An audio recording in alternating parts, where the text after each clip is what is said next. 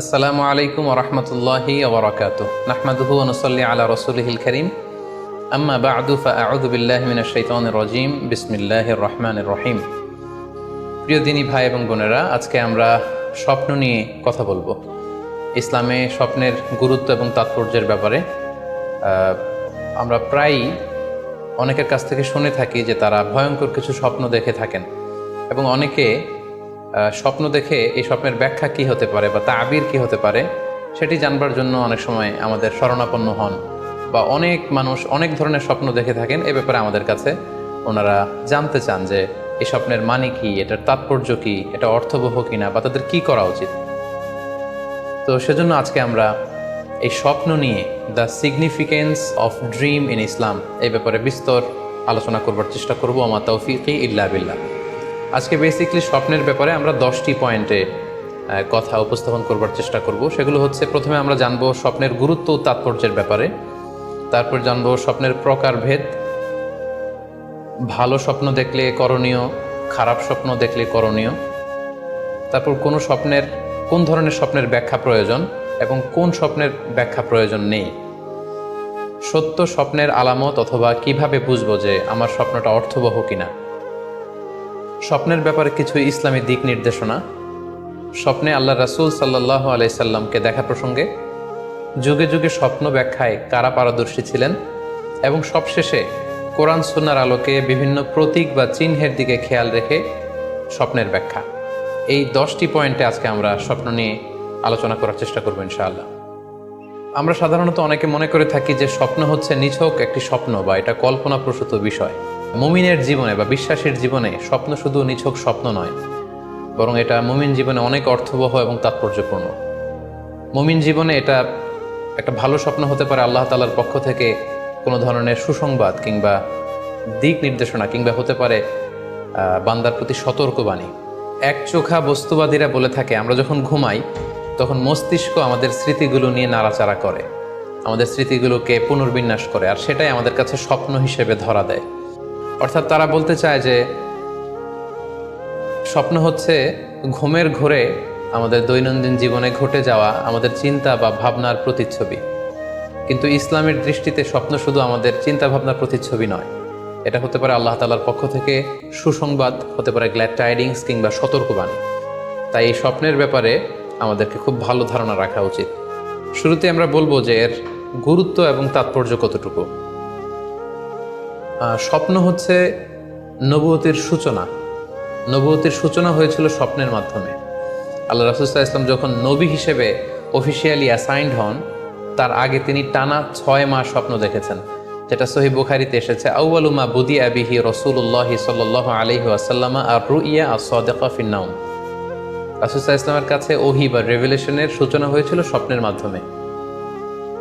ফাকানা লা ইয়ারা রুইয়া ইল্লা জাআত মিসলা ফালাকিস সুবহি। আর রাতে স্বপ্নে রাসূল সাল্লাল্লাহু আলাইহি ওয়াসাল্লাম যা দেখতেন, দিনের বেলা সেটা প্রভাতের সূর্য কিরণের ন্যায় রাসূল সাল্লাল্লাহু আলাইহি ওয়াসাল্লামের কাছে সুস্পষ্ট হয়ে যেত। অর্থাৎ যা তিনি রাতে দেখতেন স্বপ্নে, দিনের বেলা সেটাই হুবহু ঘটে যেত। তো এই হাদিস থেকে আমরা বুঝতে পারি যে স্বপ্ন হচ্ছে ওহীর সূচনা, অর্থাৎ ওহীর সূচনাটা হয়েছিল স্বপ্নের মধ্য দিয়ে। পাশাপাশি আমরা জানি যে ইব্রাহিম আলাইহিস সালাম উনি স্বপ্নে দেখেছিলেন যে উনি ওনার কলিজার টুকরো সন্তান ইসমাঈল আলাইহিস সালামকে জবাই করছেন, যেটা সূরাতুস সাফফাতের 102 নম্বর আয়াতে আল্লাহ তাআলা আমাদেরকে বলছেন। ইব্রাহিম আলাইহিস সালাম বলেছিলেন, ইয়া বুনাইয়া ইন্নী আরা ফিল মানামি আন্নী আযবাহুক ফানজুর মাযা তারা। অর্থাৎ, হে আমার সন্তান ইসমাঈল, আমি স্বপ্নে দেখেছি যে আমি তোমাকে জবাই করছি, এখন তোমার অভিমত কি, তোমার অপিনিয়ন কি? সাইয়েদনা ইসমাঈল আলাইহিস সালাম বলেছিলেন, ইফআল মা তুমার সাতাজিদুনি ইনশাআল্লাহু মিনাস সাবিরিন। মানে বাবা, আপনি স্বপ্নে যা দেখেছেন আপনি সেটাই করেন, আপনি আমাকে ধৈর্যশীলদের অন্তর্ভুক্ত পাবেন।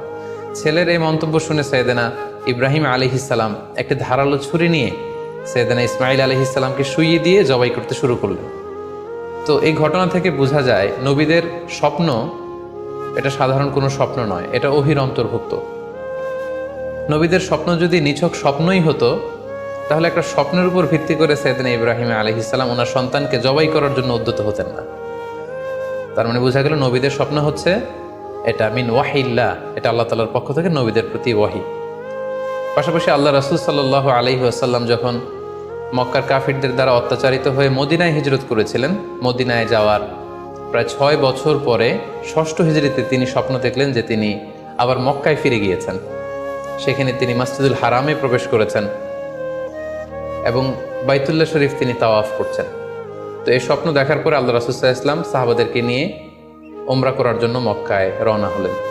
এটাই প্রমাণ করে যে স্বপ্ন যদি নবীদের জন্য নিছক স্বপ্ন হতো তাহলে এই ঝুঁকি, এই রিস্ক আল্লাহ রাসূল সাল্লাল্লাহু আলাইহি ওয়াসাল্লাম নিতেন না। কিন্তু এই ঝুঁকি নিয়েও তিনি উমরা করতে গিয়েছিলেন। যদিও সে বছর তিনি উমরা করতে পারেননি, ওনাকে ফিরে আসতে হয়েছিল। তৎপরবর্তী বছর অর্থাৎ 7ম হিজরিতে তিনি এই উমরাটি সম্পাদন করেছিলেন। তো এই আয়াত এবং রাসূল সাল্লাল্লাহু আলাইহি ওয়াসাল্লামের এই ঘটনাকে কেন্দ্র করে বোঝা যায় স্বপ্ন শুধু নবীদের জন্য স্বপ্ন নয়, এটা ওহীর অন্তর্ভুক্ত। সূরাতুল ফাতিহা আল্লাহ তাআলা ইরশাদ করছেন, লাকাদ সাদাকাল্লাহু রাসূলাহুর রুইয়া বিল হক লা তাদখুলুন্নাল মাসজিদাল হারামা ইনশাআল্লাহ। অর্থাৎ আল্লাহ তাআলা আপনার স্বপ্নকে হে নবী অবশ্যই সত্যায়ন করবেন এবং অচিরে ইনশাআল্লাহ আপনি মসজিদুল হারামে উমরা করার জন্য প্রবেশ করবেন। তাহলে প্রথমে আমরা জানলাম যে নবীদের কাছে ওহীর সূচনা, বিশেষ করে রাসূল সাল্লাল্লাহু আলাইহি ওয়াসাল্লামের কাছে ওহীর সূচনা হয়েছিল স্বপ্নের মধ্য দিয়ে। এরপর আমরা জানলাম নবীদের স্বপ্ন নিছক স্বপ্ন নয়, এটা ওহীর অন্তর্ভুক্ত। এই পর্যায়ে আমরা জানবো যে বিশ্বাসীদের জন্য, যারা মুমিন, তাদের জন্য স্বপ্নের গুরুত্ব কতটুকু। সেক্ষেত্রে আমরা সহিহ বুখারীর একটা হাদিস উল্লেখ করতে পারি, যেখানে আল্লাহ রাসূল সাল্লাল্লাহু আলাইহি ওয়াসাল্লাম বলেছেন, লাম ইয়াবকা মিনান নবুওয়াতি ইল্লাল মুবাশশিরাত। অর্থাৎ নবুয়ত আর পৃথিবীতে নেই, নবী হওয়ার সুযোগ আর পৃথিবীতে নেই, নবুয়ত বন্ধ হয়ে গিয়েছে। কিন্তু আল্লাহ তাআলার পক্ষ থেকে মুবাশশিরাত কিন্তু বন্ধ হয়নি, মুবাশশিরাত আসবে। সাহাবা জিজ্ঞেস করলেন, ওমাল মুবাশশিরাত, হে আল্লাহ রাসূল মুবাশশিরাত কি? আল্লাহ রাসূল সাল্লাল্লাহু আলাইহি ওয়াসাল্লাম বললেন, আর রুইয়া আস-সালেহা। মুবাশশিরাত হচ্ছে সত্য স্বপ্ন। বিশ্বাসীরা যখন রাত্রিবেলা সত্য স্বপ্ন দেখবে, বিশ্বাসীদের জন্য সত্য স্বপ্ন বা সুন্দর স্বপ্ন নিছক স্বপ্ন নয়, এটা আল্লাহ তাআলার পক্ষ থেকে গ্ল্যাড টাইডিংস, সুসংবাদ হতে পারে অথবা সতর্ক করা হতে পারে। এমনকি আল্লাহ রাসূল সাল্লাল্লাহু আলাইহি সাল্লাম বলেছেন যে ভালো স্বপ্ন হচ্ছে নবুয়তির 46 ভাগের 1 ভাগ। সহিহ বুখারীতে এসেছে, আল্লাহর হাবিব সাল্লাল্লাহু আলাইহি ওয়াসাল্লাম ইরশাদ করেন, আর রুইয়া আস-সালিহা জুজউন মিন 46 জুজআন মিনান নুবুওয়া। অর্থাৎ ভালো স্বপ্ন বা সত্য স্বপ্ন নবুয়তির 46 ভাগের 1 ভাগ। Could you imagine that? কি করে একজন বিশ্বাসী স্বপ্ন নবুয়তির 46 ভাগের 1 ভাগ হতে পারে? তার মানে মুমিনের স্বপ্ন, একজন বিশ্বাসীর স্বপ্নকে আল্লাহ তাআলা অনেক বেশি গুরুত্ব দিয়েছেন। এটা শুধু স্বপ্ন নয়, এটা হতে পারে আল্লাহ তাআলার পক্ষ থেকে একটা গাইডেন্স, হতে পারে কোনো গ্ল্যাড টাইডিংস, সুসংবাদ, হতে পারে কোনো সতর্কতা বাণী। এজন্য এই স্বপ্নকে, বিশ্বাসীদের স্বপ্নকে আল্লাহ রাসূল সাল্লাল্লাহু আলাইহি ওয়াসাল্লাম নবুয়তির 46 ভাগের 1 ভাগ বলে উল্লেখ করেছেন। কেন তিনি বিশ্বাসীদের স্বপ্নকে নবুয়তির 46 ভাগের 1 ভাগ বলে উল্লেখ করলেন? এর কারণ হচ্ছে, আমরা জানি যে আল্লাহ রাসূল সাল্লাল্লাহু আলাইহি সাল্লাম তিনি নবী হয়েছিলেন কত বছর বয়সে? জি, 40 বছর বয়সে। এবং তিনি পৃথিবী থেকে ইন্তেকাল করেছিলেন 63 বছর বয়সে। অর্থাৎ ওনার নবুয়তির পুরো ডিউরেশনটা ছিল 23 বছর। তাহলে নবুয়তির সময়সীমা ডিউরেশন ছিল 23 বছর। আর নবুয়তি প্রাপ্তির আগে তিনি টানা 6 মাস শুধু স্বপ্ন দেখতেন। তাহলে এই 6 মাসকে যদি আমরা 23 বছর দিয়ে 23 বছরের উপর ভাগ করি, তাহলে এটা 46 ভাগের 1 ভাগ হয়। এবং সে কারণে আল্লাহ রাসূল সাল্লাল্লাহু আলাইহি সাল্লাম সত্য স্বপ্নকে নবুয়তির 46 ভাগের 1 ভাগ বলে ঘোষণা করেছেন। এই পর্যায়ে আমরা জানবো স্বপ্নের প্রকার ভেদের ব্যাপারে। খুব সোজা সাপটা যদি বলতে হয়, তাহলে বলতে হবে যে স্বপ্ন হচ্ছে 3 প্রকার। একটা হচ্ছে আল্লাহ তাআলার পক্ষ থেকে, যেটা আল্লাহ দেখান। আরেকটি হচ্ছে শয়তানের পক্ষ থেকে, যেটি শয়তান মানুষকে দেখায়। আরেকটি হচ্ছে নিজের পক্ষ থেকে, অর্থাৎ সারাদিন আপনি যেটা নিয়ে কনসার্ন, সারাদিন আপনি আপনার চিন্তা ভাবনার মধ্যে যেই জিনিসটাকে স্থান দেন, সেটাই আপনি রাত্রিবেলা দেখেন। অর্থাৎ দিনের বেলা হয়তো কেউ খেলাধুলা নিয়ে খুব ব্যস্ত, সে খুব ফুটবল পছন্দ করে, সারাদিন ফুটবল খেলে। দেখা যাবে যে রাতের বেলাও সে স্বপ্নে দেখছে যে সে ফুটবল খেলছে, অথবা স্টেডিয়ামে যে সে ফুটবল খেলা দেখছে। দিনের বেলা হয়তো সে বাজারে যে ব্যবসা বাণিজ্য করে, রাতেও হয়তো দেখা যাচ্ছে সে যে জিনিসপত্র কিনছে, দরদাম করছে। সো এটা তার পক্ষ থেকে। তাহলে বেসিকলি স্বপ্ন হচ্ছে 3 ধরনের। একটা আল্লাহর পক্ষ থেকে, একটা শয়তানের পক্ষ থেকে, আরেকটা হচ্ছে নিজের পক্ষ থেকে, যেটা আমরা সহিহ মুসলিমের একটি বর্ণনা থেকে জানতে পারি, যেখানে আল্লাহ রাসূল সাল্লাল্লাহু আলাইহি ওয়াসাল্লাম ইরশাদ করছেন, আর রুইয়া সালাসা, স্বপ্ন হচ্ছে 3 ধরনের। ফারুইয়া আস-সালিহা বুশরা মিনাল্লাহ, যেটা ভালো স্বপ্ন সেটা হয় আল্লাহর পক্ষ থেকে। ওয়া রুইয়া তাহজিনুন মিনাশ শাইতান, আরেকটা স্বপ্ন থাকে যেটা শয়তানের পক্ষ থেকে, সেটা ভয় দেখানো হয়। ভয়ঙ্কর যদি কোনো দুঃস্বপ্ন দেখে থাকেন তাহলে এটা আল্লাহর পক্ষ থেকে নয়, এই স্বপ্নটা শয়তানের পক্ষ থেকে। আরেকটি হচ্ছে রুইয়া মিম্মা ইউহাদ্দিসুল মারউ নাফসাহু, আরেকটি স্বপ্ন ব্যক্তি সে নিজের সাথে নিজে স্বপ্নে হয়তো কথা বলে বা এমন কিছু দেখে যেটা সুসংবাদও নয়, যেটা ভয়ঙ্করও কিছু নয়, বরং সারাদিন সে যে বিষয়টি নিয়ে চিন্তা ভাবনা করতো রাতে সেটার একটা প্রতিচ্ছবি, সেটাই সে দেখতে পাচ্ছে। এটা হচ্ছে নিজের পক্ষ থেকে স্বপ্ন। তাহলে খুব সহজে আমরা এভাবে বলতে পারি যে স্বপ্ন তিন প্রকার, একটা হচ্ছে রাহমানি, আরেকটা হচ্ছে শাইতানি, আরেকটা হচ্ছে নাফসানি। আই রিপিট, আমি আবার বলছি, স্বপ্নের প্রথম প্রকার হচ্ছে রাহমানি, দ্বিতীয় প্রকার হচ্ছে শাইতানি, তৃতীয় প্রকার হচ্ছে নাফসানি। যেটা রাহমানি সেটা রহমানের পক্ষ থেকে আল্লাহ দেখান, আর যেটা শয়তানি সেটা শয়তানের পক্ষ থেকে, শয়তান ভীতিকর পরিবেশ তৈরি করার জন্য বা ভয় দেখানোর জন্য যেটা দেখায়। আরেকটা হচ্ছে নাফসানি, যেটাকে বলা হয় আদগাসু আহলাম, যেটার কোনো মিনিং হয় না, অর্থাৎ নিজের পক্ষ থেকে নিজের চিন্তা ভাবনার প্রতিচ্ছবি। তাহলে শুরুতে আমরা জানবার চেষ্টা করব যে রহমানি, যেটাকে আরবিতে বলা হচ্ছে রুইয়া বা রুইয়া সাদেকা বা সালেহা, সেটা কি, এবং সেটা যদি আমরা দেখি সেক্ষেত্রে আমাদের করণীয় কি। এক্ষেত্রে আমরা সহিহ বুখারীর একটি হাদিসকে উল্লেখ করতে পারি, যেখানে আল্লাহ রাসূল সাল্লাল্লাহু আলাইহি ওয়াসাল্লাম ইরশাদ করেছেন, ইদা রাআ আহাদুকুম রুইয়া ইউহিব্বুহা, তোমাদের কেউ যদি কোনো স্বপ্ন দেখে যে স্বপ্নটা সে পছন্দ করে, মানে স্বপ্নটা দেখে he feels good or she feels good, তার ভালো লাগছে, তাহলে বুঝতে হবে ফা ইন্নামা হিয়া মিনাল্লাহ, এই স্বপ্নটা আল্লাহর পক্ষ থেকে, এটা সাধারণ স্বপ্ন নয়, এটা খুবই অর্থবহ স্বপ্ন। তখন সে কী করবে? ফালিয়াহমাদিল্লাহ আলাইহা, সে তখন এই সুন্দর স্বপ্ন দেখার কারণে আল্লাহ শুকরিয়া করবে। ওয়াল ইউহাদ্দিস বিহা, এবং চাইলে সে এই স্বপ্নের কথা মানুষের কাছে বর্ণনা করতে পারে বা শেয়ার করতে পারে। তাহলে সহিহ বুখারীর এই হাদিসের ভাষ্য অনুযায়ী আমরা যেটা বুঝলাম, আমরা যদি ভালো কোনো স্বপ্ন দেখি তাহলে তিনটি কাজ করা যেতে পারে। প্রথমত আল্লাহর প্রশংসা করা, যেহেতু আমি ভালো একটি স্বপ্ন দেখেছি, আল্লাহর শুকরিয়া বা প্রশংসা আমরা করতে পারি। দ্বিতীয়ত চাইলে সুসংবাদ হিসেবে এই স্বপ্নটা আমি কারোর সাথে শেয়ার করতে পারি। আর তিন নাম্বার হচ্ছে এমন ব্যক্তিকে আমি শেয়ার করব যে আমাকে ভালোবাসে বা যে আমার শুভাকাঙ্ক্ষী, তা না হলে আমি হিংসার শিকার হতে পারি। কারণ আর নেয়ামাতু মাহসুদা, যে কোনো ধরনের নেয়ামতি, আপনি যদি আল্লাহর কোনো বিশেষ মার্সি, ব্লেসিংস বা নেয়ামত পেয়ে ধন্য হন, এটা সবার ভালো নাও লাগতে পারে, এটা সবার অন্তরে সহ্য নাও হতে পারে, ফলে আপনি হিংসার শিকার হতে পারেন। সো ভালো স্বপ্ন দেখলে আপনি চাইলে কারোর কাছে শেয়ার করতে পারেন, সেক্ষেত্রে সে যদি আপনার শুভাকাঙ্ক্ষী হয় বা আপনাকে পছন্দ করে, আপনাকে ভালোবাসে, এরকম কাছের কারোর সাথে আপনি শেয়ার করতে পারেন। আমরা সবাই নিঃসন্দেহে এরকম ভালো ভালো স্বপ্ন দেখতে চাই, আমরা কেউই ভয়ঙ্কর কোনো স্বপ্ন দেখতে চাই না। আমরা নিঃসন্দেহে এমন স্বপ্ন দেখতে চাই রাতের বেলায় যে স্বপ্নে আল্লাহ তাআলার পক্ষ থেকে আমাদের জন্য দিক নির্দেশনা থাকবে, অথবা কোনো সুসংবাদ থাকবে, কিংবা থাকবে আগাম কোনো সতর্কতা বাণী। এ জাতীয় ভালো স্বপ্ন যদি আমরা দেখতে চাই তাহলে আমাদের কি করা উচিত?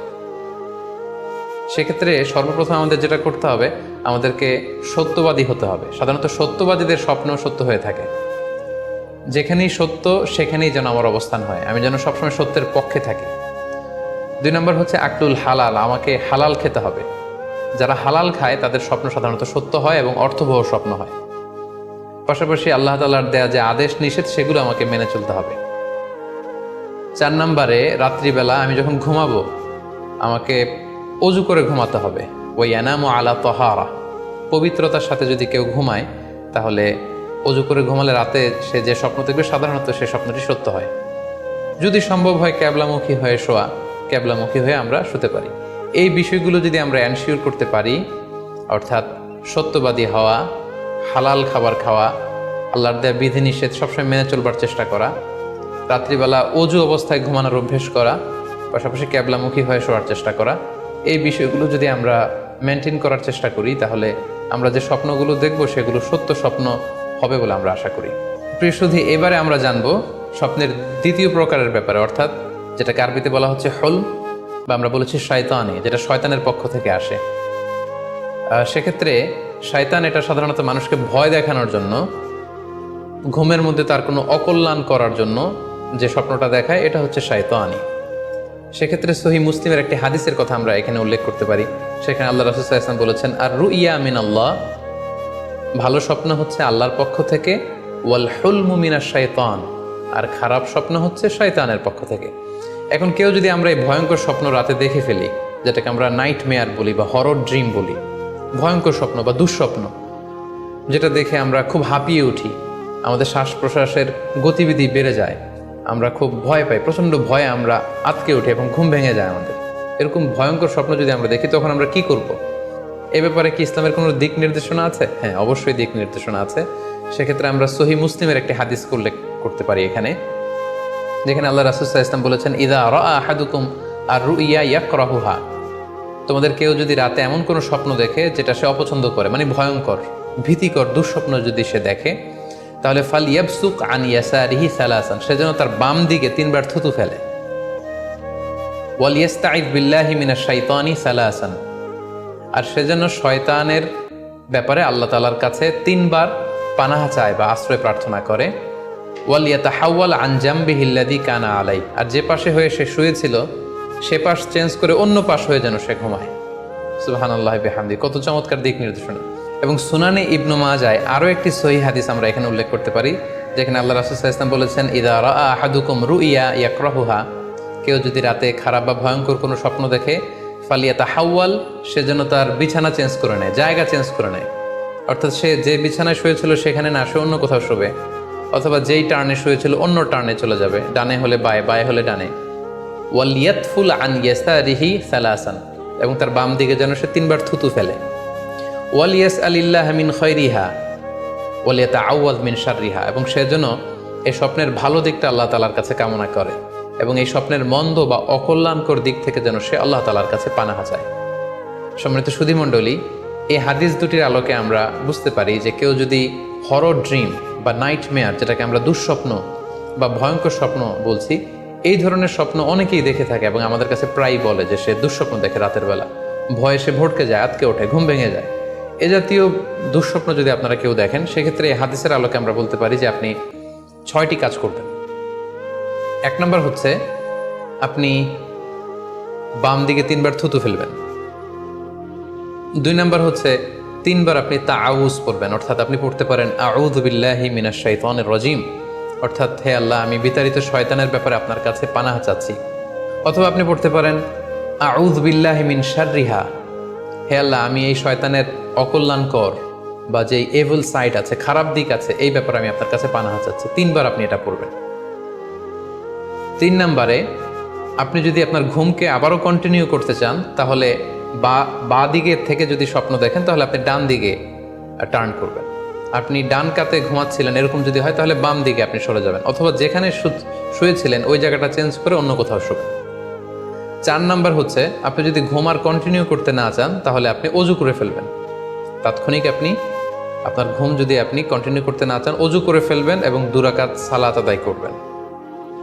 5 নাম্বার হচ্ছে এই স্বপ্ন আপনি কারোর সাথে শেয়ার করবেন না।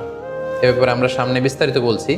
ভয়ঙ্কর স্বপ্ন দেখলে সাধারণত কারোর সাথে শেয়ার করবেন না। যদি শেয়ার করতে হয়, তাহলে প্রলিফিক স্কলার, ভালো আলেম, যার এলেম আছে, যার আমল আছে, এরকম লোক, কিংবা আপনার ওয়েল উইশার যারা আছে, আপনার শুভাকাঙ্ক্ষী, এরকম কারোর সাথে শেয়ার করতে পারেন। 6 নাম্বার, যদি সুযোগ হয় আপনি কিছু চ্যারিটি করে দিতে পারেন, দান করে দিতে পারেন, কারণ সাদাকাতু তারুদ্দুল বালা, দান করলে, চ্যারিটি করলে এটা মানুষের বিপদ বা বালা মুসিবতকে দূর করে দেয়। এ পর্যায়ে আমরা শুনবো স্বপ্নের 3 নম্বর প্রকারের ব্যাপারে, অর্থাৎ যেটাকে আমরা বলেছিলাম আদগাস আহলাম বা নাফসানি। এটা আল্লাহ তাআলাও দেখান না, যেটা শয়তানও ভয় দেখানোর জন্য দেখায় না, বরং এটা আমার চিন্তা ভাবনার প্রতিচ্ছবি।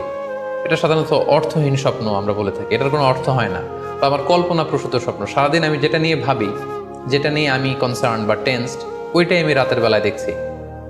এ জাতীয় স্বপ্ন যদি আমরা দেখি, তাহলে এই স্বপ্নের কোনো অর্থ নেই, এটাতে কোনো দিক নির্দেশনা নেই, এটা সাধারণত অর্থহীন এবং কল্পনাপ্রসূত স্বপ্ন হয়ে থাকে। এই স্বপ্নের কোনো ব্যাখ্যা হয় না। সম্মানিত শুধু এ পর্যায়ে আমরা জানবো যে কোন স্বপ্নের ব্যাখ্যার প্রয়োজন হয় এবং কোন স্বপ্নের কোনো ব্যাখ্যার প্রয়োজন হয় না। সাধারণত ব্যাখ্যা প্রয়োজন হয় কি হয় না, এদিক থেকে স্বপ্ন 2 ধরনের। এক হচ্ছে সরিহ, মানে ডিরেক্ট ড্রিম, যেটা সুস্পষ্ট, অর্থাৎ রাতে আপনি যা স্বপ্নে দেখেছেন দিনের বেলা সেটাই ঘটতে দেখেছেন। আপনি রাতে স্বপ্ন দেখলেন আপনার কোনো একজন কাছের লোক মারা গিয়েছে, এরপরের দিন আপনি শুনলেন আসলেই সেই ব্যক্তিটি মারা গিয়েছে। অথবা রাতের বেলা আপনি কোনো একটা ঘটনা দেখলেন, তারপরের দিন সেই ঘটনাটাই আপনি ঘটতে দেখলেন। এটাকে বলা হয় ডিরেক্ট ড্রিম, মানে সুস্পষ্ট এবং সারিহ, একেবারে স্পষ্ট স্বপ্ন। এটার কোনো ব্যাখ্যার প্রয়োজন হয় না, কারণ আপনি যা দেখেছেন সেটাই ঘটেছে। আরেকটা প্রকার হচ্ছে গয়রু সরিহ, মানে যেটা স্পষ্ট নয়, ইনডিরেক্ট ড্রিম, যেটা অস্পষ্ট। এটা হচ্ছে সিম্বলিক বা আইকনিক ড্রিম। আপনি এমন অস্পষ্ট আইকনিক বা এমন কিছু সিম্বল দেখেছেন রাতে ঘুমের ঘোরে স্বপ্নে, যেটা থেকে সুস্পষ্ট আসলে কিছু বোঝা যায় না, বরং এখানে একটা সিম্বল আছে, এখানে একটা প্রতীক আছে বা আইকন আছে। এই জাতীয় যে স্বপ্নগুলো আছে সাধারণত এগুলোর ব্যাখ্যার প্রয়োজন হয়, যেহেতু আপনি বুঝতে পারছেন না যে এটা দিয়ে আসলে কি বোঝানো হচ্ছে।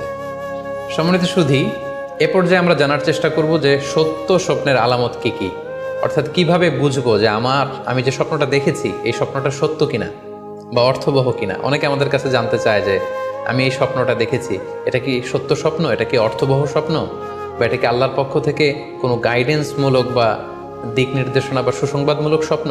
কিভাবে আমরা বুঝতে পারি? কিছু আলামত রয়েছে, কিছু নিদর্শন রয়েছে, যেগুলোর আলোকে কিন্তু আমরা সহজেই বুঝতে পারি যে স্বপ্নটা সত্য কিনা। সুনানে আবু দাউদের এক বর্ণনায় আল্লাহ রাসূল সাল্লাল্লাহু আলাইহি ওয়াসাল্লাম ইরশাদ করেছেন, আসদাকুন নাসি রুইয়া আসদাকুহুম হাদিসা। যে ব্যক্তি সত্য কথা বলে বেশি, তার স্বপ্ন সত্য হয় বেশি। তাহলে সহজে আমরা বুঝলাম, আপনি যদি সত্যবাদী হন, সাধারণত আপনার স্বপ্নগুলো জেনারেলি সত্য হবে। সেক্ষেত্রে সত্য স্বপ্ন বা অর্থবহ স্বপ্ন চেনার প্রথম আলামত হচ্ছে এই স্বপ্ন দেখে আপনার ভাল লাগবে। You feel good after seeing the dream. আপনি স্বপ্ন দেখার পরে আপনার খুব স্বস্তি লাগবে, আপনার ভালো লাগবে, আপনার কাছে এই স্বপ্নটা পছন্দ হবে, খুব ভালো লাগবে স্বপ্নটা। যদি এরকম ফিলিং হয় আপনার, তাহলে আপনি বুঝবেন এই স্বপ্নটা সত্য ছিল এবং অর্থবহ ছিল। 2 নাম্বার হচ্ছে true dreams are very short and concise. সত্য স্বপ্ন খুবই শর্ট হয়, কনসাইজ হয়। আরবিতে যেটাকে বলা হয় ওয়াদেহা জালিয়া, খুবই শর্ট, স্পষ্ট, ক্লিয়ার এবং কনসাইজ। অনেকে রাতে অনেক লম্বা লম্বা স্বপ্ন দেখে, লম্বা এপিসোড দেখে, একটার পর একটা ঘটনা দেখতে থাকে, মুভির মতো লম্বা লম্বা ঘটনা সে দেখতে থাকে। এই জাতীয় লম্বা লম্বা ঘটনা যদি আপনি দেখে থাকেন রাতে, বা এপিসোড আকারে একটার পর একটা ঘটনা যেটার সাথে কোনো মিল নেই, এই জাতীয় স্বপ্নের সাধারণত কোনো অর্থ হয় না, এগুলো অর্থবহ স্বপ্ন নয়। অর্থবহ স্বপ্ন চেনার 3 নাম্বার আলামত বা সাইন হচ্ছে রিপিটেশন। অর্থাৎ একই স্বপ্ন যদি আপনি বারবার দেখেন তাহলে বুঝতে হবে এটা অর্থবহ স্বপ্ন, এবং এটার মাধ্যমে আল্লাহ তাআলা আপনাকে কোনো দিক নির্দেশনা বা গাইডেন্স দিতে যাচ্ছেন। আপনাকে বোঝার চেষ্টা করতে হবে যে আসলে আল্লাহ তাআলা আপনাকে কি বোঝাতে চাচ্ছেন। তাহলে 3 নাম্বার হচ্ছে রিপিটেশন। বারবার যদি কোনো স্বপ্ন দেখেন, এই স্বপ্নটা সত্য হবে এবং অর্থবহ হবে। এটা নট নেসেসারি যে আপনি একাই বারবার দেখেন। একজন মানুষ একটা স্বপ্ন বারবার দেখলে যেমনি অর্থবহ, পাশাপাশি একই স্বপ্ন যদি অনেকে দেখে তাহলে সেই স্বপ্নটাও অর্থবহ। অর্থাৎ আপনি একটা স্বপ্ন প্রায় দিন দেখেন, তাহলে বোঝা যাচ্ছে এটা অর্থবহ স্বপ্ন। অথবা একটা স্বপ্ন অনেক লোক একসাথে দেখেছে, তারপরের দিন একে অপরের সাথে শেয়ার করে বোঝা গেল যে সবাই একই স্বপ্ন দেখেছে, তাহলে বোঝা যাবে এটা সাধারণ স্বপ্ন নয়, এটা অর্থবহ স্বপ্ন, মিনিংফুল স্বপ্ন। যেমন এক্ষেত্রে আমরা লাইলাতুল কদরের একটা হাদিসের কথা উল্লেখ করতে পারি। সহিহ বুখারীতে এসেছে, রমাদান মাসে সাহাবারা স্বপ্ন দেখলেন, অনেক সাহাবা একসাথে স্বপ্ন দেখলেন যে ওনাদেরকে বলা হচ্ছে রমাদানের শেষ দশকের শেষ 7 দিনের যে কোনো একদিন কদর হয়ে যেতে পারে। ওনারা সবাই এসে সাহাবা রিদওয়ানুল্লাহি তাআলা আলাইহিম আজমাইন আল্লাহ রাসূল সাল্লাল্লাহু আলাইহি ওয়াসাল্লামের কাছে বললেন, ইয়া রাসূলুল্লাহ, আমি স্বপ্নে দেখেছি যে বলা হচ্ছে কদরের জন্য রমজানের শেষ 7 দিনকে তালাশ করতে। আরেকজন এসে একই কথা বললো যে, ইয়া রাসূলুল্লাহ, আমি দেখেছি রমজানের শেষ 7 দিনে কদর হতে পারে। তো এরকম অনেক সাহাবা যখন আল্লাহ রাসূল সাল্লাল্লাহু আলাইহি ওয়াসাল্লামের কাছে এসে এই ঘটনা বলল, তখন আল্লাহ রাসূল সাল্লাল্লাহু আলাইহি ওয়াসাল্লাম বললেন, আরা রুইয়াকুম কদ তাওয়াতাআত ফিস সাবঈল আওয়াখির, যে আমি দেখতে পেলাম যে তোমাদের স্বপ্নটা রমজানের শেষ 7 দিনের ব্যাপারে ঐকমত্য হয়েছে। একই ধরনের স্বপ্ন তোমরা সবাই দেখেছো, তাই তোমরা রমজানের শেষ দশকের শেষের 7 দিনে কদর তালাশ করো। রমজানের শেষ দশকের শেষ 7 দিনে কদর হয়ে যাওয়ার সম্ভাবনা বেশি। সেই বুখারীর এই হাদিসের আলোকে কিন্তু আমরা বুঝতে পারলাম যে একটি স্বপ্ন, একই ধরনের ঘটনা যদি অনেকে দেখে তাহলে এটা অর্থবহ। পাশাপাশি এক্ষেত্রে আমরা আজানের হাদিসটি উল্লেখ করতে পারি। আমরা এখন নামাজের আগে যে আজান দেয়া হয়, শুরুর দিকে কিন্তু সাহাবাদের আজানের পদ্ধতি জানা ছিল না। তখন সাহাবারা আল্লাহ রাসূল সাল্লাল্লাহু আলাইহি ওয়াসাল্লামের সাথে কনসাল্ট করছিলেন যে কিভাবে আজান দেওয়া যায়, অর্থাৎ কিভাবে ঘোষণা দেওয়া যায় সালাতের জন্য। একজন সাহাবা বলল, আমরা আগুন জ্বালিয়ে দিব, আগুনের ধোঁয়া দেখে মদিনার সবাই বুঝবে যে এখন সালাতের সময়, তো সবাই চলে আসবে। আরেকজন বলল, না, প্রতিদিন আগুন জ্বালানো এটা নিরাপদ না, বরং আমরা খ্রিস্টানদের মতো বেল বাজিয়ে দিব, একজন বেল রিঙ্গার রাখবো, যে ঘন্টা বাজালে ঘন্টার আওয়াজ শুনে খ্রিস্টানদের মতো চার্চে যেমনি লোকজন আসে, বাকিরা সবাই নামাজ পড়তে চলে আসবে। তো এক একজনের এক এক পরামর্শ শুনে আল্লাহ রাসূল সাল্লাল্লাহু আলাইহি ওয়াসাল্লাম কোনো সিদ্ধান্তে আসতে পারলেন না। তারপরের দিন একজন সাহাবা চমৎকার একটি স্বপ্ন দেখলেন। তিনি স্বপ্নে দেখলেন, ওনার নাম হচ্ছে আব্দুল্লাহ ইবনে যায়েদ ইবনে আব্দে রব্বি। উনি স্বপ্নে দেখলেন যে একজন লোক, খুব সম্ভবত ফেরেশতা হবেন, তার গায়ে দুইটা সবুজ রঙের জামা এবং তার হাতে বেল, ঘন্টা। তখন তিনি ওনাকে জিজ্ঞেস করলেন, আপনি কি ঘন্টা বিক্রি করেন? তখন স্বপ্নে সেই লোকটি বলল, ঘন্টা দিয়ে তুমি কি করবে? তো সাহাবী বললেন যে ঘন্টা দিয়ে আমরা নামাজের জন্য আহ্বান করব। তো স্বপ্নে সেই সবুজ কাপড় পরিহিত লোক বলল যে ঘন্টার চাইতেও যদি চমৎকার একটা আইডিয়া তোমার সাথে শেয়ার করি, সেটাকে তুমি শুনবে? সাহাবী বললেন, হ্যাঁ শুনবো। তখন তিনি বললেন, ঘন্টা না বাজিয়ে তোমরা উঁচু একটা জায়গায় দাঁড়িয়ে আল্লাহু আকবার, আল্লাহু আকবার, আল্লাহু আকবার, আল্লাহু আকবার, আশহাদু আল্লা ইলাহা ইল্লাল্লাহ, আশহাদু আন্না মুহাম্মাদুর রাসূলুল্লাহ, এই বাক্যগুলো তোমরা বলবে। এই বাক্যগুলোর মধ্য দিয়ে আল্লাহর বরত্বের ঘোষণা হবে, রাসূল সাল্লাল্লাহু আলাইহি ওয়াসাল্লামের রিসালাতের ঘোষণা হবে, মানুষকে চমৎকার বাক্যে নামাজের দিকে ডাকাও হবে, ফলে লোকজন নামাজেও চলে আসবে। এই চমৎকার কথা শুনে সাহাবা তো অবাক হয়ে গেল, ওনার ঘুম ভেঙে গেল। উনি সকালবেলা আল্লাহ রাসূল সাল্লাল্লাহু আলাইহি ওয়াসাল্লামের কাছে এসে পুরো ঘটনা শোনালেন যে একজন লোককে আমি দেখলাম হাতে ঘন্টা, আমি বললাম ঘন্টা কিনবো সালাতের আহ্বানের জন্য, তিনি আমাকে এই কয়েকটা বাক্য শিখিয়ে বললেন, ঘন্টা না বাজিয়ে এই বাক্যগুলো দিয়ে আহ্বান করলে কেমন হয়। আল্লাহ রাসূল সাল্লাল্লাহু আলাইহি ওয়াসাল্লাম এই স্বপ্নের কথা শুনে তিনি অভিভূত হলেন। তিনি বললেন, তুমি ঠিকই দেখেছ, তুমি সঠিক স্বপ্ন দেখেছ। যেহেতু বেলালের কণ্ঠ খুব দরাজ, বেলালকে ডাকো, আমাদের ঘন্টাও বাজানোর দরকার নেই, আগুন জ্বালানোর দরকার নেই, বেলালকে বাক্যগুলো মুখস্থ করিয়ে দাও। বেলাল মসজিদে নববীর পাশে দাঁড়িয়ে আওয়াজ করে এই আজান দিবে, এই ঘোষণা দিবে। এই আজান শুরু হলো। বেলাল রাদিয়াল্লাহু তাআলা আনহু একটা উঁচু জায়গায় দাঁড়িয়ে আল্লাহু আকবার, আল্লাহু আকবার বলে তিনি আজান দিতে শুরু করলেন। এই বাক্যগুলো শুনে সাইয়েদনা ওমরে ফারুক দৌড়াতে দৌড়াতে আল্লাহ রাসূল সাল্লাল্লাহু আলাইহি ওয়াসাল্লামের কাছে আসলেন। এসে বললেন, ইয়া রাসূলুল্লাহ, বেলাল এই বাক্যগুলো কোত্থেকে শিখেছে? গত রাতে তো আমি দেখেছি যে আমাকে একজন লোক বলেছে যে তোমরা এই বাক্যগুলোকে ব্যবহার করে লোকজনকে সালাতের জন্য আহ্বান করো। আল্লাহ রাসূল সাল্লাল্লাহু আলাইহি ওয়াসাল্লাম শুনে অবাক হলেন। অর্থাৎ ওই সাহাবী ঠিক যেমন স্বপ্ন দেখেছেন, ইসলামের দ্বিতীয় খলিফা সাইয়েদনা ওমরে ফারুক রাদিয়াল্লাহু তাআলা আনহু উনিও একই স্বপ্ন দেখেছেন। তার মানে একই স্বপ্ন যদি একাধিক লোকজন দেখে থাকে, সেটা যেমনি অর্থবহ, আবার আপনি একাও যদি একটি স্বপ্ন বারবার দেখেন, সেটাও অর্থবহ। আমরা আজান যে কিভাবে ইন্ট্রোডিউস হলো মুসলিম কমিউনিটির মধ্যে, এই হাদিসের আলোকে বুঝতে পারি যে কোনো স্বপ্ন আপনি বারবার দেখলে বা অনেকে একই স্বপ্ন দেখলে সে স্বপ্নটা অর্থবহ হবে। অর্থবহ স্বপ্ন দেখার 4 নম্বর সাইন হচ্ছে শেষ রাতের স্বপ্ন সাধারণত অর্থবহ হয়, অর্থাৎ লাস্ট 1/3 অফ দ্য নাইট, রাতের শেষাংশে যদি আপনি ফজরের আগ দিয়ে যে স্বপ্নটা মানুষ দেখে, সাধারণত এই স্বপ্নটা অর্থবহ হয়, এটা সত্য স্বপ্ন হয়। কারণ এই টাইমে আল্লাহ তাআলা প্রথম আকাশে নেমে আসেন বা মনোনিবেশ করেন এবং ডাকতে থাকেন, কার রিজিকের দরকার আমি রিজিক দেব, কার অর্থের দরকার আমি অর্থ এর ব্যবস্থা করে দেব, কার কি দরকার আমার কাছে চাও, অসুস্থরা আমি তাদেরকে সুস্থ করে দেব। সো ওই টাইমে আল্লাহ তাআলার বিশেষ একটা রহমত পৃথিবীতে নেমে আসে, ফলে শেষ রাতের স্বপ্ন সাধারণত অর্থবহ স্বপ্ন হয়। পাশাপাশি হাদিসে এসেছে যে কিয়ামতের আগ দিয়ে মুমিনরা যে স্বপ্নগুলো দেখবে, এই স্বপ্নগুলো সাধারণত অর্থবহ হবে। অর্থাৎ কিয়ামতের একেবারে আগ মুহূর্তে যখন মুসলমানরা খুব স্ট্রাগল করবে, মুসলমানরা যখন খুব বিপদে থাকবে, তখন মুসলমানদের যে স্বপ্নগুলো তারা রাতের বেলা দেখবে, এগুলো মিথ্যা হবে না, বেশিরভাগ স্বপ্নই সত্য হবে, অর্থবহ হবে। যেটা আমরা সহিহ বুখারীর একটা হাদিস থেকে জানতে পারি, যেখানে আল্লাহ রাসূল সাল্লাল্লাহু আলাইহি ওয়াসাল্লাম ইরশাদ করেছেন, ইযা ইকতারাবা যামানু লাম তাকাদ রুইয়াল মুমিনি তাকযিব, অর্থাৎ কিয়ামতের সময় যত ঘনিয়ে আসবে, কাছাকাছি আসবে, মুমিন বা বিশ্বাসীদের স্বপ্ন ঠিক তত সঠিক হতে থাকবে। মুমিনদের তখনকার স্বপ্ন বেশিরভাগই সত্য হবে, সেটা মিথ্যা হবে না। তাহলে এই হাদিস থেকে আমরা জানলাম কিয়ামতের আগ দিয়ে মুমিনরা যে স্বপ্নগুলো দেখবে, এগুলো সত্য হবে, অর্থবহ হবে। এ পর্যায়ে আমরা জানবার চেষ্টা করব যে স্বপ্নের ব্যাপারে কিছু ইসলামিক দিক নির্দেশনা রয়েছে। আমরা যদি এই দিক নির্দেশনাগুলো, গাইডেন্সগুলো মেনে চলি, তাহলে স্বপ্ন নিয়ে আমাদের খুব একটা কনফিউশনে থাকতে হবে না। সেক্ষেত্রে প্রথম গাইডলাইন হচ্ছে অপ্রয়োজনে স্বপ্ন অন্যের সাথে শেয়ার না করা। Do not mention the dream for interpretation except a prolific scholar or any well wisher to you. কেউ যদি খুব বড় আলেম হয়ে থাকেন, শায়েখ হয়ে থাকেন, তার এলম আছে, আমল আছে, এরকম কারো কাছে শেয়ার করতে পারেন। অথবা আপনার শুভাকাঙ্ক্ষী আপনাকে ভালো অ্যাডভাইস করতে পারে, আপনাকে পছন্দ করে, এরকম লোক ছাড়া কারো কাছে স্বপ্ন শেয়ার করা যাবে না।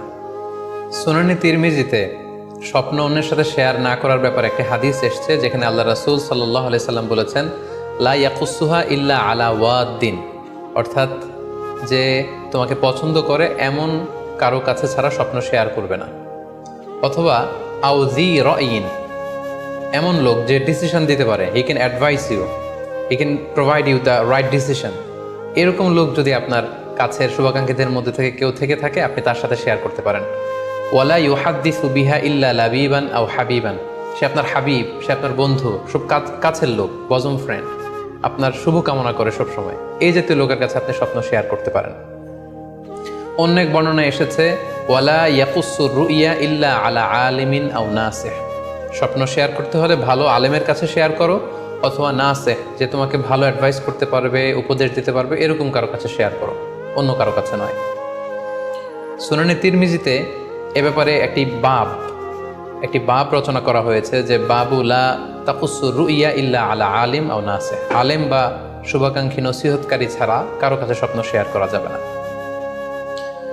এর কারণ হচ্ছে, আমরা আগেই বলেছি যে আপনি স্বপ্নে যদি ভালো কিছু দেখে থাকেন, এটা এমন কারো কাছে যদি শেয়ার করেন যে আপনাকে পছন্দ করে না, তাহলে আপনি হিংসার শিকার হতে পারেন।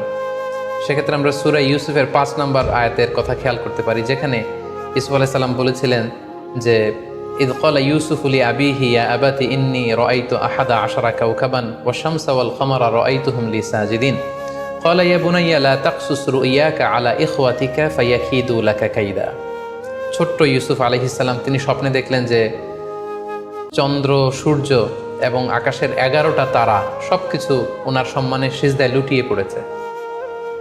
তো ইয়াকুব আলাইহিস সালাম ওনার ছেলেকে বললেন যে, বাবা ইউসুফ, খবরদার, সাবধান, এই স্বপ্নের কথা তুমি তোমার ভাইদেরকে বলতে যেও না। যদি তুমি তোমার ভাইদের সাথে এই চমৎকার স্বপ্নের কথা শেয়ার করো, তাহলে ফায়াকিদু লাকা কাইদা, তারা তোমাকে নিয়ে হিংসা করবে, ষড়যন্ত্র করবে। তাহলে আমরা বুঝলাম যে যার তার কাছে চাইলে আমরা স্বপ্ন শেয়ার করতে পারবো না, বরং এক্ষেত্রে বুঝে শুনে সাবধানে শেয়ার করতে হবে। এক্ষেত্রে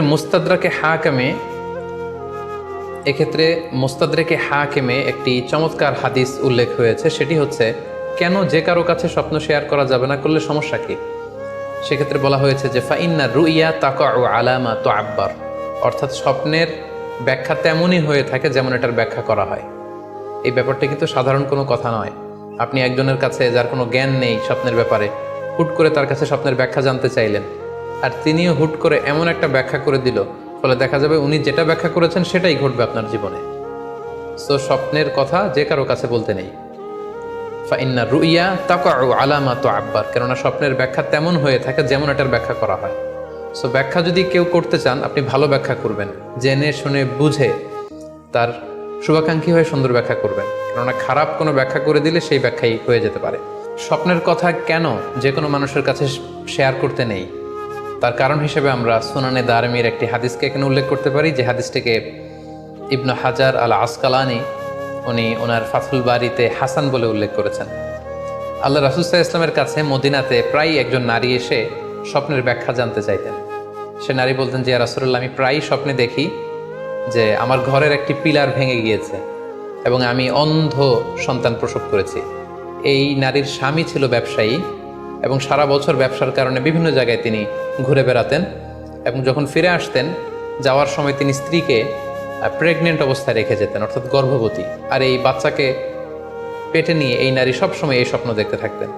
তো রাসূল সাল্লাল্লাহু আলাইহি ওয়াসাল্লাম স্বপ্নের ব্যাখ্যায় বললেন, তুমি চিন্তা করো না, তোমার স্বামী সহি সালামতে ফিরে আসবে এবং তুমি সুন্দর সন্তান প্রসব করবে, ভালো সন্তান। এভাবেই চলছিল, যতবার তার স্বামী ফিরে আসে, সুস্থভাবে ফিরে আসে এবং সে সুন্দর সন্তান জন্ম দিচ্ছিল। হঠাৎ একবার সে নারী আল্লাহ রাসূল সাল্লাল্লাহু আলাইহি ওয়াসাল্লামের বাসায় এসে দেখলেন যে আল্লাহ রাসূল সাল্লাল্লাহু আলাইহি ওয়াসাল্লাম ঘরে নেই। আম্মাজান আয়েশাকে তিনি বললেন যে, আমি সবসময় এরকম স্বপ্ন দেখি। তখন আম্মাজান আয়েশা বললেন, তাহলে এই স্বপ্নের ব্যাখ্যা জানার জন্যই তুমি রাসূল সাল্লাল্লাহু আলাইহি ওয়াসাল্লামের কাছে আসো, তুমি কি স্বপ্ন দেখো? তখন সে নারী আম্মাজান আয়েশার কাছে খুলে বললেন যে, আমি স্বপ্নে দেখি যে আমার ঘরের একটি পিলার ভেঙে গিয়েছে আর আমি একটি অন্ধ সন্তান প্রসব করেছি। একথা শুনে আম্মাজান আয়েশা রাদিয়াল্লাহু তাআলা আনহা অবাক হয়ে গেলেন। তিনি বললেন, তাই নাকি? তোমার স্বপ্ন যদি সত্য হয়, তাহলে ঠিকই তোমার স্বামী মারা যাবে এবং তুমি একজন ফাজের পাপাচারী সন্তান প্রসব করবে। ঠিকই দেখা গিয়েছিল তার পরের বছর তার স্বামী যখন আসলো, জীবিত আসতে পারেনি, তার স্বামী ইন্তেকাল করেছিল এবং এই নারী যে সন্তান প্রসব করেছিল সেটি ছিল একটি পাপাচারী সন্তান। তো এই ঘটনা আল্লাহ রাসূল সাল্লাল্লাহু আলাইহি ওয়াসাল্লাম শুনে আম্মাজান আয়েশাকে বললেন, আয়েশা তুমি এটা ঠিক করোনি। তুমি যদি কখনো কারো স্বপ্নের ব্যাখ্যা করো, তুমি ভালো ব্যাখ্যাটা করবে, কখনো মন্দ দিক থেকে ব্যাখ্যা করবে না। হয় চুপ থাকবে, ব্যাখ্যাই করতে যাবে না, আর যদি স্বপ্নের ইন্টারপ্রিটেশন তুমি করতে চাও তাহলে ভালো ব্যাখ্যাটা করবে। সম্মানিত, শুধু এজন্য যে কারো কাছে আমরা চাইলেই স্বপ্নের কথা জানাতে পারি না, বরং সে যদি আপনার শুভাকাঙ্ক্ষী হয়, সে যদি স্বপ্ন ব্যাখ্যায় পারদর্শী হয়, সে যদি ভালো আলেম হয়, তাহলে তার কাছে আপনি স্বপ্নের ব্যাখ্যা জানতে চাইতে পারেন। এক্ষেত্রে আমরা ইমাম মুহাম্মদ ইবনে সিরিনের আরও একটি চমৎকার ঘটনার কথা উল্লেখ করতে পারি। মুহাম্মদ ইবনে সিরিন উনি ছাত্রদেরকে নিয়ে একবার তালিম দিচ্ছিলেন। এ সময় হঠাৎ এক নারী এসে বললেন যে আমি স্বপ্নের ব্যাখ্যা জানতে চাই, মুহাম্মদ ইবনে সিরিন কোথায়? ছাত্ররা বলল উনি একটু বাইরে গিয়েছেন। আপনি স্বপ্নে কি দেখেছেন? মহিলাটি বলল যে আমি স্বপ্নে দেখেছি আমার ছেলে সাগর থেকে শুধু পানি পান করছে। হঠাৎ সেই মসজিদ থেকে এক ছাত্র বলল, তাই নাকি? আপনি যদি এই স্বপ্ন দেখে থাকেন তাহলে আপনার বাচ্চাটা মারা যাবে। ইমাম মুহাম্মদ ইবনে সিরিন পরবর্তীতে যখন আসলেন, এসে ছাত্রদের কাছে যখন জানতে পারলেন, তখন তিনি বললেন যে তুমি কেন এই স্বপ্নের ব্যাখ্যা করেছো? কারণ সাগরের লোনা পানি এটা যে সবসময় অযোগ্য, পানের অযোগ্য, ব্যাপারটা এমনটা নয়। সাগরের ভেতরে তো মণিমুক্তাও আছে। বরং আমি হলে ব্যাখ্যা করতাম যে তোমার ছেলে সাগর থেকে পানি খাচ্ছে, তোমার ছেলে অনেক বড় আলেম হবে। কিছুদিন পরে আরেক লোক এসে মুহাম্মদ ইবনে সিরিনের কাছে জানতে চাইলেন যে আমি স্বপ্নে দেখছি যে আমার ছেলে সাগর থেকে শুধু পানি নিয়ে খাচ্ছে। তিনি বললেন আশা করা যায় তোমার ছেলে অনেক বড় আলেম হবে। ঠিকই দেখা গেল কিছুদিন পরে যেই মহিলাটি স্বপ্নের ব্যাখ্যা জানতে এসেছিলেন তার ছেলেটি মারা গিয়েছে, আর ওই যেই লোক মুহাম্মদ ইবনে সিরিনের কাছে স্বপ্নের সুন্দর ব্যাখ্যা নিয়ে গেলেন তার ছেলে ওই সময়ের অনেক বড় আলেম হয়েছে। এই জন্য সম্মানিত শুধু যে কারো কাছে স্বপ্নের ব্যাখ্যা জানতে চাইতে নেই, আর স্বপ্নের ব্যাখ্যা যদি করতে হয় ভালো ব্যাখ্যা করতে হবে, তা না হলে চুপ থাকতে হবে। স্বপ্নের ক্ষেত্রে ইসলামের যে দিক নির্দেশনা, সেক্ষেত্রে আরও একটি দিক নির্দেশনা হচ্ছে স্বপ্ন কখনো শরীয়তের দলিল হতে পারে না। কেবলমাত্র নবীদের স্বপ্নই হচ্ছে ওহী, কিন্তু আমরা যারা সাধারণ মুসলমান আমাদের স্বপ্ন কখনো শরীয়তের দলিল হতে পারে না। এটা আপনার জন্য কোনো একটা বিশেষ ধরনের অনুধাবন হতে পারে, আপনার বিশেষ ফিলিংস হতে পারে, আপনার একার জন্য কোনো ধরনের গাইডেন্স হতে পারে আল্লাহর পক্ষ থেকে, কিন্তু এটাকে শরীয়তের দলিল বলে চালিয়ে দেওয়া যাবে না। আমরা প্রায় শুনি অমুক পীর সাহেব একটা স্বপ্ন দেখেছেন এবং তার মুরিদেরা এই স্বপ্নের আলোকে বিভিন্ন কাজ করতে শুরু করেছেন, এটাকে শরীয়তের অংশ মনে করে। খুব রিসেন্টলি করোনা ভাইরাস আউটব্রেকের টাইমে মামুন মারুফ নামে এক ছেলের স্বপ্নের কথা আমরা শুনেছিলাম যে ইটালিতে সে স্বপ্ন দেখেছে করোনা ভাইরাসের সাথে কথা বলেছে। আসলে এই জাতীয় স্বপ্ন কখনো শরীয়তের কোনো সোর্স বা এভিডেন্স হতে পারে না।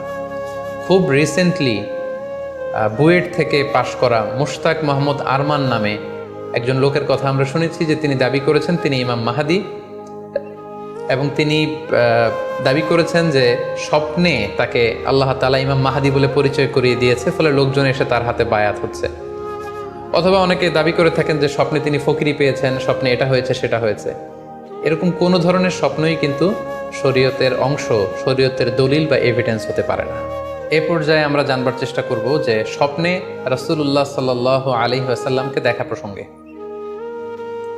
অনেকে স্বপ্নে আল্লাহ রাসূল সাল্লাল্লাহু আলাইহি ওয়াসাল্লামকে দেখেন, এবং আসলে রাসূল সাল্লাল্লাহু আলাইহি ওয়াসাল্লামকে স্বপ্নে দেখেন কিনা এ ব্যাপারে তাদের মধ্যে অনেক প্রশ্ন থেকে থাকে।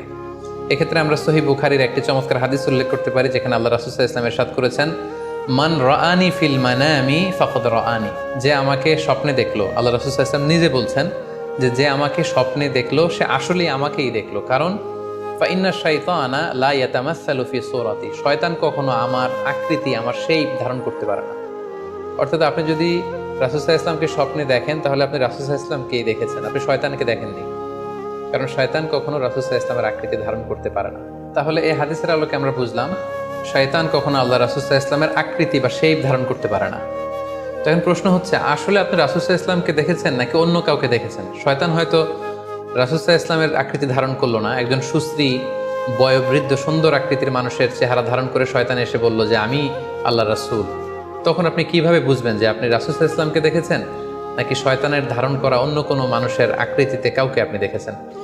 সেক্ষেত্রে বোঝার মাধ্যম হচ্ছে আল্লাহ রাসূল সাল্লাল্লাহু আলাইহি ওয়াসাল্লামের দাড়ি কেমন ছিল, চেহারা কেমন ছিল, চুল কেমন ছিল, দৈহিক গঠন কেমন ছিল, আকৃতি কেমন ছিল, এগুলো কিন্তু আমরা হাদিস থেকে পাই, কিংবা শামায়েলে তিরমিজিতে রাসূল সাল্লাল্লাহু আলাইহি ওয়াসাল্লামের বডি স্ট্রাকচার, ওনার চেহারা, ওনার অবয়বের ব্যাপারে বর্ণনা পাই। আপনি স্বপ্নে যাকে দেখেছেন তার চেহারা, আকৃতি এবং বর্ণনা যদি রাসূল সাল্লাল্লাহু আলাইহি ওয়াসাল্লামের দৈহিক বর্ণনার সাথে মিলে যায়, তাহলে বোঝা যাবে যে আপনি আসলেই আল্লাহ রাসূল সাল্লাল্লাহু আলাইহি সাল্লামকে দেখেছেন। কিন্তু আপনি স্বপ্নে দেখা মানুষটি, তার চেহারার সাথে যদি রাসূল সাল্লাল্লাহু আলাইহি ওয়াসাল্লামের চেহারার যে বর্ণনা সেটির সাথে যদি কোনো মিল না থাকে, যদি তার চেহারা রাসূল সাল্লাল্লাহু আলাইহি ওয়াসাল্লামের চেহারার মতো না হয়, শামায়েলে তিরমিজিতে যে বর্ণনা আছে সেরকম যদি না হয়, তাহলে বোঝা যাবে আপনি রাসূল সাল্লাল্লাহু আলাইহি ওয়াসাল্লামকে দেখেননি, বরং অন্য কাউকে দেখেছেন। এক্ষেত্রে আমরা মুহাম্মদ ইবনে সিরিনের ঘটনা উল্লেখ করতে পারি। ওনার কাছে কেউ এসে যদি বলতো যে আমি স্বপ্নে আল্লাহ রাসূল সাল্লাল্লাহু আলাইহি ওয়াসাল্লামকে দেখেছি, তখন মুহাম্মদ ইবনে সিরিন জিজ্ঞেস করতেন, তুমি কি দেখেছো বলো তো? তুমি যাকে দেখেছো তার দাড়ি কেমন, তার চেহারা কেমন, তার চোখ নাক কেমন, তার গড়ন কেমন?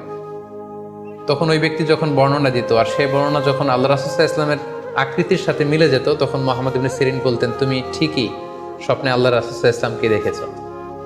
কিন্তু ওই ব্যক্তির বর্ণনা যদি এমন হতো যে না, এর সাথে রাসূল সাল্লাল্লাহু আলাইহি ওয়াসাল্লামের হাদিসে বা শামায়েলে তিরমিজিতে রাসূল সাল্লাল্লাহু আলাইহি ওয়াসাল্লামের দেহের যে বর্ণনা, এটার সাথে কোনো মিল নেই, তখন মুহাম্মদ ইবনে সিরিন বলতেন, না, তুমি স্বপ্নে আল্লাহ রাসূল সাল্লাল্লাহু আলাইহি ওয়াসাল্লামকে দেখোনি, বরং তুমি অন্য কাউকে দেখেছো।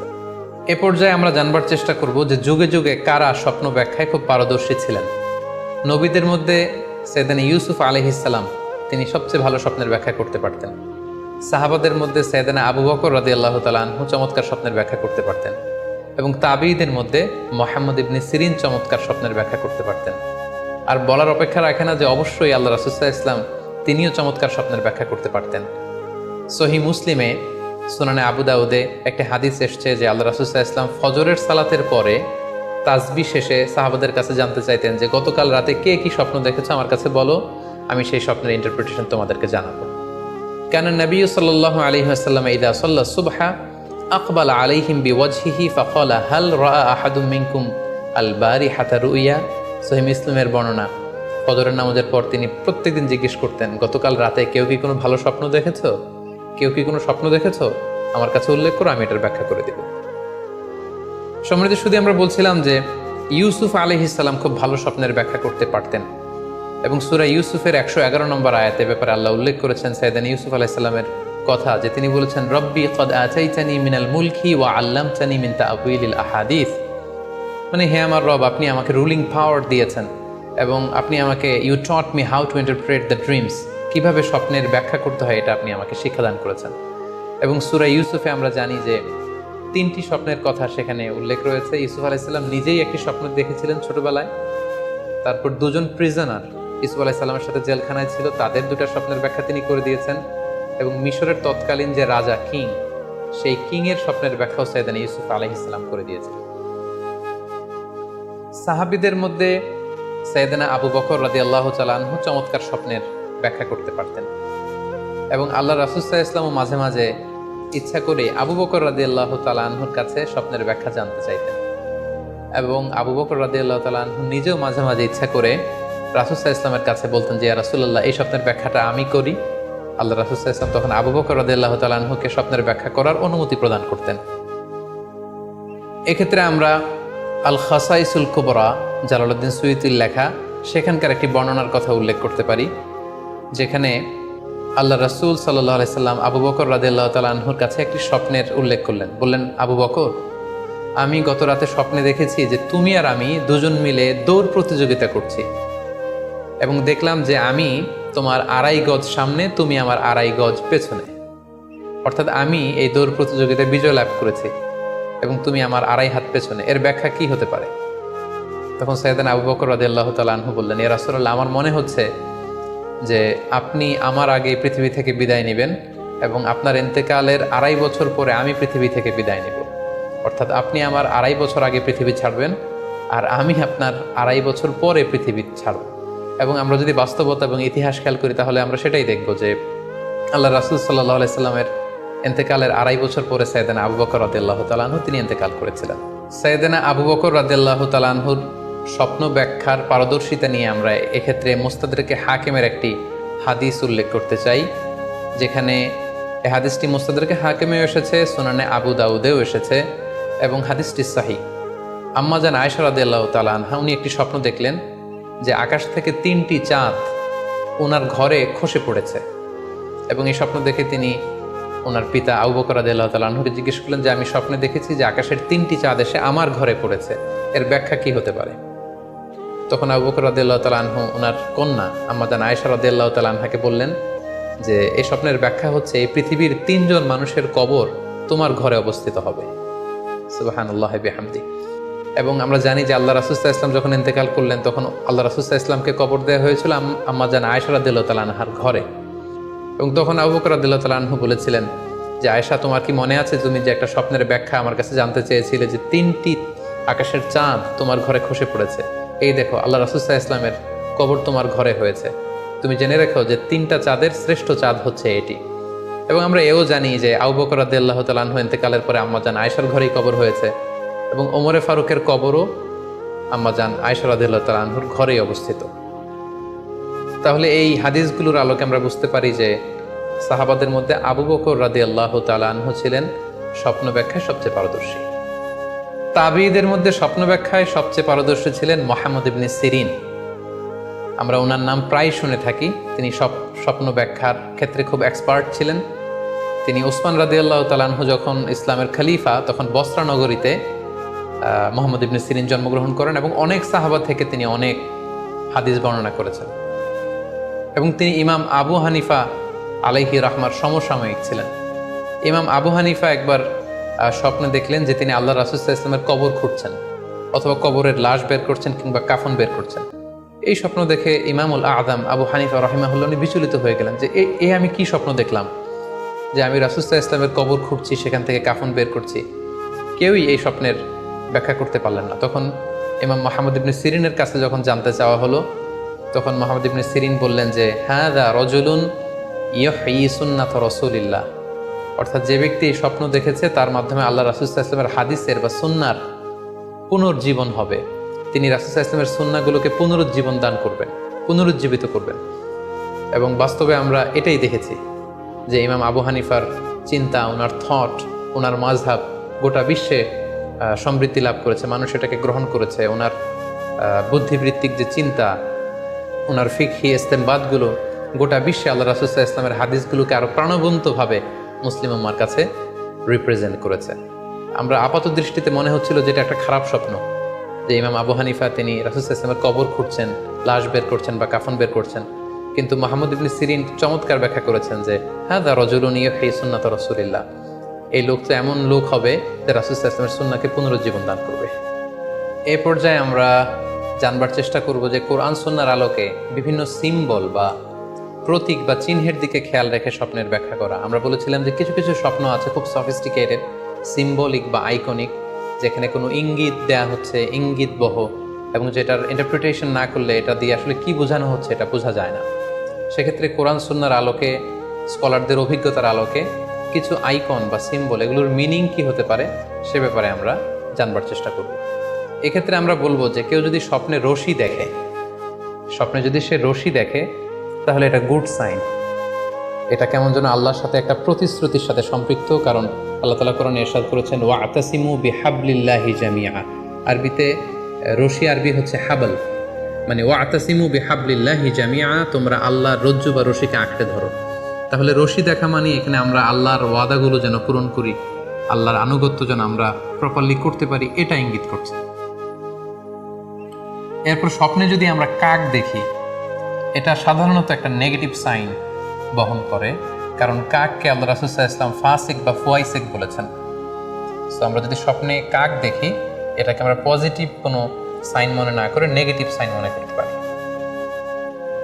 তৃতীয়ত, আমরা যদি স্বপ্নে লম্বা কাপড় দেখি এটা গুড সাইন। কারো গায়ে যদি লম্বা জামা থাকে তাহলে এটা গুড সাইন, আর খাটো জামা থাকলে সাধারণত এটা নেগেটিভ সাইন।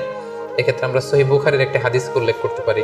আল্লাহর হাবিব সাল্লাল্লাহু আলাইহি ওয়াসাল্লাম বলেছেন যে আমার সামনে অনেক মানুষকে পেশ করা হলো, তাদের কারো জামা নাভি পর্যন্ত, কারো জামা হাঁটু পর্যন্ত, কারো জামা পা পর্যন্ত। আর সেক্ষেত্রে ওমরে ফারুককে দেখলাম যে এত লম্বা জামা পরে সে হেঁটে যাচ্ছে, সে তার জামা টেনে টেনে নিয়ে যাচ্ছে। তো সাহাবারা বললেন মা আউয়ালতাহু ইয়া রাসূলুল্লাহ, হে আল্লাহর রাসূল আপনার এই স্বপ্ন থেকে আপনি কি বোঝাতে চাইলেন? আল্লাহ রাসূল সাল্লাল্লাহু আলাইহি ওয়াসাল্লাম বললেন আউয়ালতুহু আদ-দীন, এটা দ্বারা আমি দিনদারি বোঝাতে চাইলাম। অর্থাৎ যার জামা লম্বা তার মানে তার তাকওয়া বেশি বা তার দিনদারি বেশি। আর স্বপ্নে যদি কারো জামা খুব ছোট খাটো বা জামাহীন অবস্থায় কাউকে দেখা হয়, এটা সাধারণত তার দিনদারি কমে যাচ্ছে বা তার তাকওয়া is decreasing day after day, এটার একটা সাইন বহন করে। পাশাপাশি দুধ, স্বপ্নে যদি কেউ দেখে সে দুধ খাচ্ছে, এটা একটা ভালো সাইন। স্বপ্নে দুধ খেতে যদি দেখা হয় তাহলে তার জ্ঞান বৃদ্ধি পাবে বলে এটা একটা সাইন বা আলামত বহন করে। সেক্ষেত্রেও আমরা বুখারীর একটা হাদিস উল্লেখ করতে পারি, যেখানে আল্লাহ রাসূল সাল্লাল্লাহু আলাইহি ওয়াসাল্লাম একটা স্বপ্নের কথা সাহাবাদেরকে শেয়ার করছিলেন। তিনি বললেন যে আমাকে এক বাটি দুধ দেয়া হলো, আমি সেখান থেকে দুধ খেলাম, তারপর দেখলাম যে আমার আঙ্গুল থেকে দুধ বের হচ্ছে, আর সেখানে যে অবশিষ্ট দুধ রয়ে গেল সেটা আমি ওমরে ফারুকের মুখে দিলাম। ওমরে ফারুক সে অবশিষ্ট দুধটা খেলো। এই স্বপ্নের কথা শুনে সাহাবারা বললেন, মা আউয়ালতা বিহি ইয়া রাসূলুল্লাহ, হে আল্লাহ রাসূল, এটা দিয়ে আপনি কি ব্যাখ্যা করলেন? ফামা আউয়ালতাহু ইয়া রাসূলুল্লাহ, আল্লাহ রাসূল সাল্লাল্লাহু আলাইহি ওয়াসাল্লাম বললেন, আল ইলম, এটা দিয়ে আমি জ্ঞানের ব্যাখ্যা করেছি। অর্থাৎ দুধ হচ্ছে জ্ঞানের প্রতীক। দুনিয়াতেও তো আমরা দেখি যে দুধ হচ্ছে সুষম একটা খাবার, খাদ্যের পুষ্টিগুণের 6টি গুণাগুণ দুধের মধ্যে পাওয়া যায়। সো কেউ যদি স্বপ্নে দেখেন যে তিনি দুধ পান করছেন, আশা করা যায় এটা তার জন্য ভালো সাইন, তার জ্ঞান বাড়বে বলে আমরা ধারণা করতে পারি। এবার স্বপ্নে যদি কেউ দেখে যে সে আজান দিচ্ছে, এটাও ভালো সাইন। স্বপ্নে আজান দেয়া এটা সাইন হচ্ছে সে হয়তো অচিরে হজ করতে যাবে। হজের সাথে আজানের কি সম্পর্ক? এর কারণ হচ্ছে সূরা হজ্জে আল্লাহ তাআলা সাইয়েদনা ইব্রাহিম আলাইহিস সালামকে যখন বলেছিলেন যে তুমি হজ শুরু করো, তখন তিনি বলেছিলেন, ইব্রাহিম তুমি আজান দাও, ওয়া আযযিন ফিন নাস বিল হজ ইয়াতুকা রিজালা ওয়া আলা কুল্লি দামির ইয়াতিনা মিন কুল্লি ফাজ্জিন আমিক। অর্থাৎ হে ইব্রাহিম তুমি আজান দাও। ইব্রাহিম আলাইহিস সালাম বললেন, কোথায় আজান দিব? চারদিকে তো মরুভূমি। আল্লাহ তাআলা বললেন, ইব্রাহিম তুমি আজান দাও, এই আজানের আওয়াজ বা শব্দ পৃথিবীর সবার কানে আমি পৌঁছে দেব। তো সাইয়েদনা ইব্রাহিম আলাইহিস সালাম তখন হজের আজান দিলেন বা ঘোষণা দিলেন। আজান শব্দের অর্থ হচ্ছে অ্যানাউন্স, টু অ্যানাউন্স, মানে ঘোষণা দেয়া। সো আপনি যদি স্বপ্নে দেখেন যে আপনি আজান দিচ্ছেন বা কেউ আজান দিচ্ছে, তাহলে সে অচিরে হজ করবে বা হজ রিলেটেড কোনো একটা ব্যাখ্যা হতে পারে। এভাবে আজানকে হজের সাথে সম্পৃক্ত করা হয়েছে এবং এটা ভালো একটি স্বপ্ন। এবার স্বপ্নে যদি কেউ গর্ত দেখে যে সে গর্ত খুঁড়ছে বা তার জন্য কেউ গর্ত খুঁড়ছে, এটা ষড়যন্ত্রের সাথে সম্পৃক্ত। কেননা আরবি প্রবাদে আছে যে মান হাফারা হুফরাতান ওয়াকা ফিহা, কেউ যদি কারোর জন্য গর্ত করে তাহলে সেই গর্তে সে নিজে আগে পড়বে। তাহলে গর্ত করা মানে অনেকটা কারো বিরুদ্ধে শত্রুতা করা বা ষড়যন্ত্র করার একটা চিহ্ন বহন করে।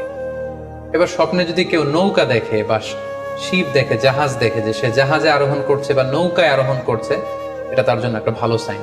সে কোনো বিপদ থেকে মুক্তি পাবে বলে ধারণা করা যেতে পারে।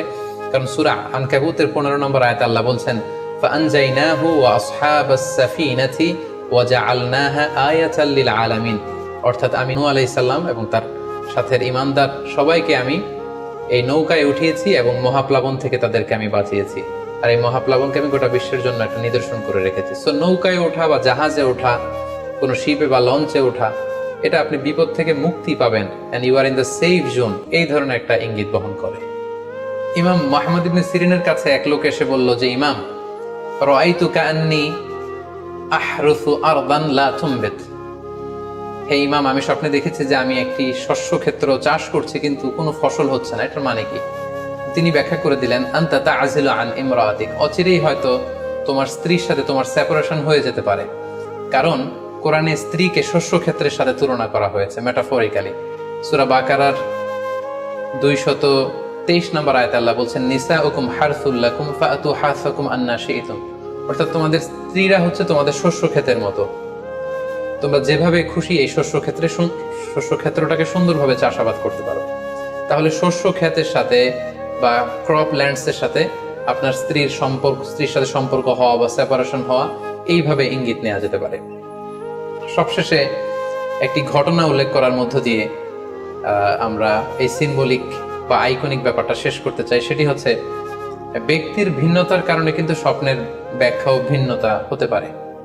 ব্যক্তি ভিন্নতার কারণে স্বপ্নের ব্যাখ্যাও ভিন্ন হবে। একই স্বপ্ন দুইজন লোক দেখলো, দুইজনের স্বপ্নের ব্যাখ্যা কিন্তু দুরকম হতে পারে। সেক্ষেত্রে আমরা মুহাম্মদ ইবনে সিরিনের একটা ঘটনা উল্লেখ করতে পারি। মুহাম্মদ ইবনে সিরিনের কাছে এক লোক এসে বলল যে, আমি স্বপ্নে দেখেছি আমি আজান দিচ্ছি, এটার ব্যাখ্যা কি? উনি বললেন, তুমি হজ করতে যাবে। তার কিছুদিন পরে আরেক লোক এসে একই স্বপ্ন দেখলো। তিনি বললেন যে, আমি স্বপ্নে দেখেছি যে আমি আজান দিচ্ছি। তো তিনি বললেন, চুরিতে তোমার হাত কাটা যাবে। তো ওনার ছাত্ররা দুইজন লোকের কাছে দুই ধরনের উত্তর দেওয়ার কারণে অবাক হয়ে জিজ্ঞেস করলেন যে, হে ইমাম, একই স্বপ্ন দুইজন দেখলো কিন্তু আপনি এক একজনকে এক এক উত্তর কেন দিলেন?